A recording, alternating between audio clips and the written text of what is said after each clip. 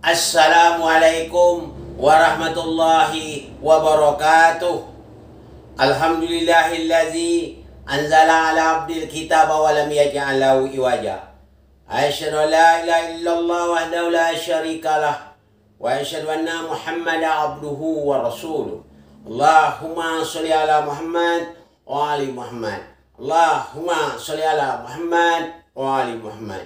Allahumma sholli ala Muhammad wa ali Muhammad. Seperti biasa datang pertanyaan dari Ibu Rini. Ya Ustadz, apakah boleh kita sesama orang beriman ini, apakah boleh kita sesama orang beriman dan orang Islam berselisih pendapat?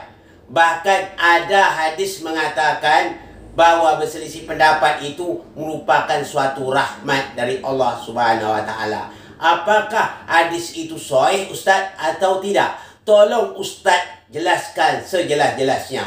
Assalamualaikum warahmatullahi wabarakatuh.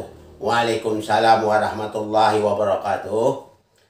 Nah, Ibu ini menanyakan bagaimana tentang berselisih pendapat tentang masalah agama ini, maksudnya karena kita sesama orang beriman dan sesama Islam, apakah boleh atau tidak? Dan menurut hadis katanya berselisih pendapat itu sama kita ini merupakan suatu rahmat dari Allah Subhanahu wa taala. Itu Ibu ini ketahui, yang menentukan hadis itu harus kita seleksi dulu adanya. Apakah cocok dengan Al-Quran atau tidak? Nabi Muhammad juga pernah berpesan, nanti di belakang hari nanti, kata Rasulullah, banyaklah berkembang hadis-hadis, ya, membuktikan benar hadis itu dari aku, kata Rasul. Seleksilah dengan Al-Quran. Apa saja yang tidak sinkron dengan Al-Quran bukan dari aku, berarti orang yang mengarang-arang begitu. Jadi kalau ada hadis nanti bertentangan dengan Al-Quran, bukan dari Rasul, itu janji Rasul dahulunya. Jadi kita seleksi dulu. Jadi katanya hadis ini berselisih pendapat, ini merupakan suatu rahmat dari Allah Subhanahu wa taala. Nah, jadi kita seleksi dengan ayat. Ini pesan Rasulullah sallallahu alaihi wasallam. Kalau kita berpegang teguh dengan ayat Quran, coba kita lihat di dalam surat Ali Imran ayat 105. Sebagaimana Allah berfirman, Bismillahirrahmanirrahim, wala takunu kallazi tafarraqu wa talafu min ba'di ma ja'ahumul bayyinat wa ulaika lahum azabun azim. Apa kata Allah? Janganlah kamu menjadi orang-orang yang bercerai-berai, berselisih pendapat setelah sampai kepada mereka keterangan yang jelas dari Al-Quran. Dan merekalah itulah orang yang mendapat azab yang sangat berat. Jadi kalau kita dah tahu ayat Quran melarang punya berselisih, kita tidak boleh berselisih pendapat setelah jelas datang dari Allah Subhanahu wa taala. Nah, itu berarti hadis itu bertentangan Al-Quran, berarti tidak benar hadis itu. Ya, tidak sinkron dengan Al-Quran. Itu pesan Rasul. Apa saja apabila tidak sinkron dengan Al-Quran, bukan dari aku, kata Rasul. Hadis itu mengatakan, katanya boleh, bagus berselisih pendapat. Kata ayat tak boleh rupanya. Ya. Jadi jelas kata Allah, "Wahtalafu min ba'di ma ja'ahumul bayyinat wa ulaika lahum azabun azim." Yang berselisih itu tidak boleh setelah jelas keterangan. Ayat Quran sudah jelas menerangkan. Demikian. Sudah lengkap, telah sempurna. Dijelaskan pula oleh Ahlul Bait Nabi. Setelah Rasul tidak ada, dijelaskan oleh Ahlul Bait yang sebenarnya. Sudah jelas ada. Jadi tidak boleh. Yang bolehnya apa? Apabila diperintah Allah, kita taat, kita patuh. Makanya saya juga mengimbau di sini. Memang kalau untuk menafsir Al-Quran itu sebenarnya memang tidak sebarang orang yang bisa. Ya, bukan katakan dia walaupun tamat pesantren dah 12 tahun atau dah apa, bukan begitu caranya. Ya. Yang melaksanakan itu yang bisa adalah orang-orang yang disucikan Allah. Siapa orang disuci Allah? Dah jelas Rasulullah. Setelah itu siapa? Ahlul Baitnya. Mereka ini yang bisa menafsir yang sebenar-benarnya, mampu menafsir Al-Quran tersebut. Sebagaimana yang dikatakan oleh Allah, la yamassuhu illa al-mutahharun. Tidak ada yang dapat menyentuh Al-Quran itu kecuali orang yang disucikan. Jadi orang yang disucikan. Jadi kita, bagaimana posisi kita? Kita cuma mengikut apa-apa yang telah dijelaskan oleh Rasul dan apa-apa yang telah dijelaskan oleh Ahlul Baitnya. Jadi kita ngikut saja. Nah, di sini bolehkah berselisih pendapat berdasarkan ayat ini dan sesuai ayat ini ditafsirkan oleh Rasulullah? Tidak boleh berselisih pendapat. Nah, ini ayat jelas. Jadi sinkron tak antara Al-Quran dengan hadis? Kalau tidak sinkron, berarti hadis itu tidak benar, bukan dari Rasul.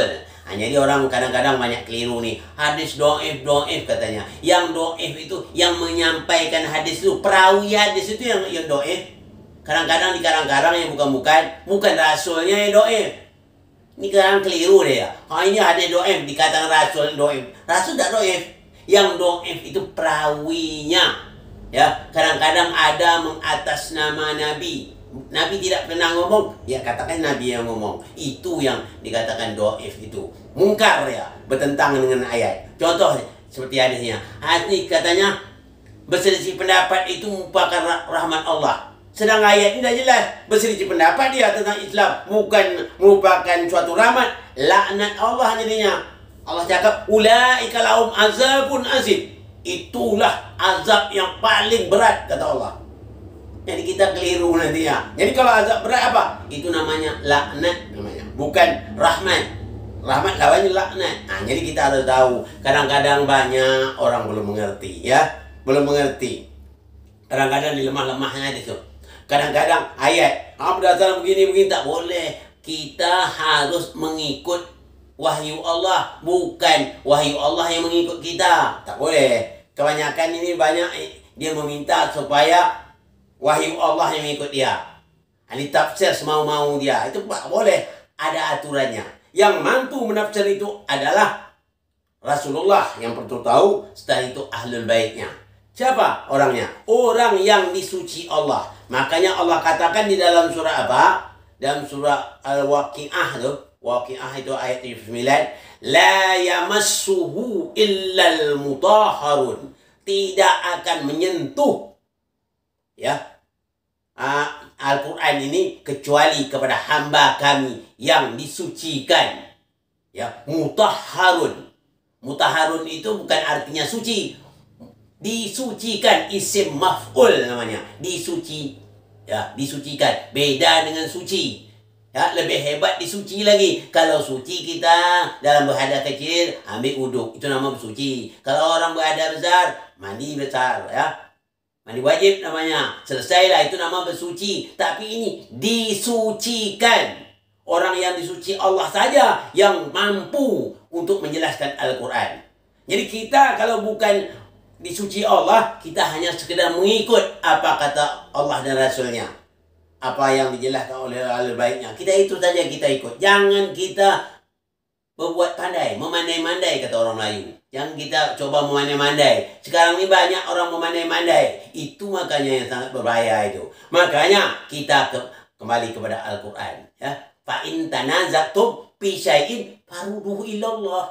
Kalau terjadi berselisih paham, kembali pada ayat Allah, kembali pada surah Rasul. Kembali pada seperti tadi berselisih pendapat ya, kembali yang benar yang bagaimana ya? Oh, yang rupanya yang benar tak boleh kita berselisih pendapat. Kata saya boleh berselisih pendapat. Kenapa kita dilarang oleh Allah berselisih pendapat? Karena Allah telah menjelaskan keterangan dengan jelas dengan bainatnya dalam Al-Quran. Tak boleh lagi. Sudah jelas benar, kita ragu pula. Boleh jadi ini mungkin, boleh jadi itu nama ragu hati namanya. Contoh saya beri yang nyata. Mari kita kalau nak berlogika, boleh dengan saya berlogika. Kadang-kadang orang ingin berlogika, mari kita berlogika ya, habis-habisan. Ada pertandingan. pertandingan bola, katakan, saya bayangkan, supaya jelas, supaya bisa dicerna dari tingkat bawah hingga tingkat menengah dan tingkat atas. Ya. Pertandingan bola itu antara Jakarta dan Surabaya. Dalam pertandingan itu seri atau draw 1-1. Ini sama penonton nih. Kebetulan penonton pulang. Ada yang dari kampung pulang semuanya. Selesai. Lalu situ dia akan diskusi siapa yang menang tadi. Nah, orang bertanya dengan dia. Draw katanya. Atau seri. Ya. 1-1. Bolehkah yang lain mengatakan berselisih pendapat? Tidak. 0-0 mana 1-1 kata yang sama nonton. Datang sama-sama nonton ini. 1-1. Tidak kata yang satu tuh. Selisih pendapat. 2-2. Akhirnya hiruk pikuk dia. Yang mana yang betul kita lihat tadi? Dia draw 1-1.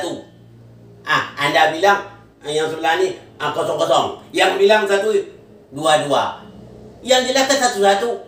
Adalah yang menengah yang goblok juga. Ya 0-0 atau 1-1 dengan 0-0 kan sama. Atau 2-2 kan artinya juga sama. Tidak ada yang menang dan tidak kalah. Inilah terjadi. Inilah perumpamaan terjadi pertengkar itu. Sebetulnya tidak seperti itu. 0-0 dengan 1-1 tidak sama. Ya, 0-0 dengan 1-1 tidak sama. 2-2, istilahnya di dua pihak itu Surabaya katakan mendapat 2, Jakarta mendapat 2. Tidak sama. Surabaya dapat 0 dan Jakarta mendapat 0. Memang seri itu, tapi nilai tidak sama. Begitu juga memahami. Itu kita harus paham. Dalam Al-Quran tak bisa kita sama seperti itu. Yang jelas mana? Tidak boleh. Apapun jalannya, tidak boleh berselisih pendapat itu. Ya, yang keluar tak ada. Dengan Allah tidak bisa tawar-menawar. Ya, nego-nego tak bisa dengan Allah. Kenapa? Karena dengan Allah itu untung saja kita. Yang kita boleh. Biasa kalau yang model-model nego-nego itu ada yang dirugikan dan ada yang diuntungkan. Ada. Ya. Terjadi tawar-menawar. Dalam Allah tidak. Tidak boleh, ya tak boleh. Apapun jalan, tidak boleh, kata Allah. Maka Allah jelaskan di situ. Wala takunu kalladzi tafarraqu wahtalafu min ba'di ma ja'atuhumul bayyinat wa ulaika lahum azabun azim. Kamu berselisih pendapat. Telah jelas kami jelaskan. Yang jelas oleh Rasul kami. Jelas ahli baiknya. Berselisih juga kamu. Itulah dia azab oleh Allah. Azab yang paling berat. Jadi kalau tidak diazab, bukan rahmat namanya. Laknat. Itu bedanya. Rahmat lawannya laknat. Ini kita harus paham. Di sini banyak orang belum memahami tentang ini. Ya. Bermacam-macam. Akhir dia dikelok-keloknya ayat itu. Begini katanya. Nak disama-sama saja. Ini sama-sama. Dimasakan yang hak disama dengan yang batil. Itu tidak boleh. Yang hak tetap hak. Yang batil tetap batil. Yang nama yang hak itu tidak boleh dicampurkan dengan yang batil. Apabila yang hak dicampur dengan batil, batil lah yang akan jadinya. Jadi kita harus paham betul itu ya. Maka Allah melarang itu. Nabi juga melarang demikian. Begitu juga umat Islam sebelum dahulunya melarang kita berpecah belah. Kenapa? Karena kita umat yang satu. Ummatun wahidah. Kalau umat yang di satu itu tak boleh berpecah belah.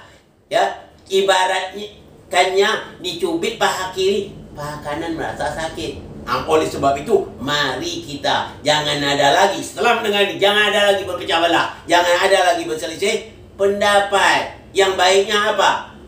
Yang baiknya, apabila mendengar ayat Allah, sami'na wa ata'na, kami dengar dan kami taati. Jangan sami'na wa asaina, kami dengar dan kami cuekin. Tak boleh. Sami'na wa ata'na.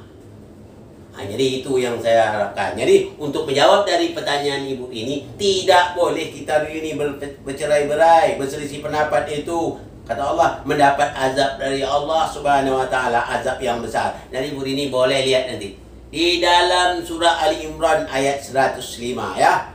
Jadi ibu ini lihat, makanya bagus itu. Ya lihat, dipelajari. Apakah benar tak? Apakah saya yang ngarang tak? Lihat dalam surah Ali Imran ayat 105 ya, surah Al-Imran ayat 105. Lihat nanti. Larangan berselisih pendapat itu, ya. Tidak boleh menurut Islam, ya. Ini saja yang dapat saya sampaikan pada kesempatan ini. Mohon maaf dari segala kekurangan. Wabillahi taufiq wal hidayah. Assalamualaikum warahmatullahi wabarakatuh.